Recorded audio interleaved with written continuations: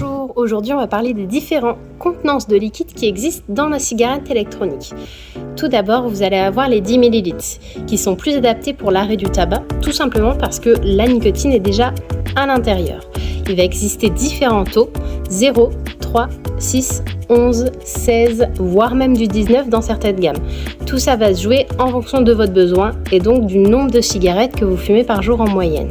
Parmi ces taux de nicotine-là, il existe deux types de nicotine différentes, la nicotine classique et le sel de nicotine. La différence entre les deux va se jouer au niveau d'une molécule qui est rajoutée au sel de nicotine pour que le pH soit plus stable. Et ça va jouer sur vos sensations. La nicotine classique est un petit peu plus lente, on va sentir les effets à peu près au bout de 1 minute 30, avec une accroche plus présente en gorge.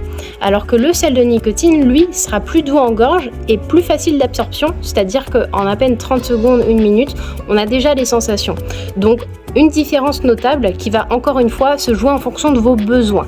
Il existe aussi les liquides en 50 ml qui eux sont prêts à être boostés en 3 ou 6 mg.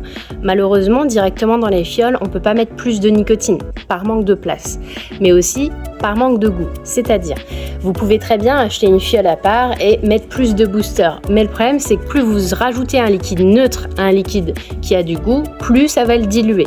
Ce n'est pas forcément adapté. Encore une fois, tout dépend de vos besoins. Si vous aimez les liquides pas trop sucrés, ça peut être possible, ça enlèverait du goût, mais à la limite, ça ne vous dérange pas trop.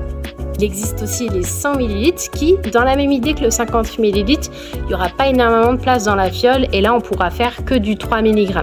Donc pareil, là, la solution, c'est soit d'acheter une fiole plus grande, soit de rempoter au fur et à mesure la nicotine qui manque pour faire votre taux de nicotine souhaité.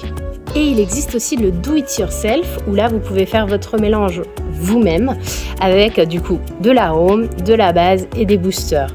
Un moyen très simple de faire ces liquides pour les personnes les plus avancées qui veulent se lancer dedans.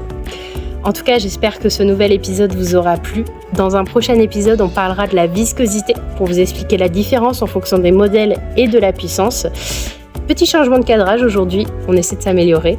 En tout cas, passez une bonne journée. N'hésitez pas à commenter, partager comme d'habitude. Et puis on se revoit très vite. À une prochaine. Salut!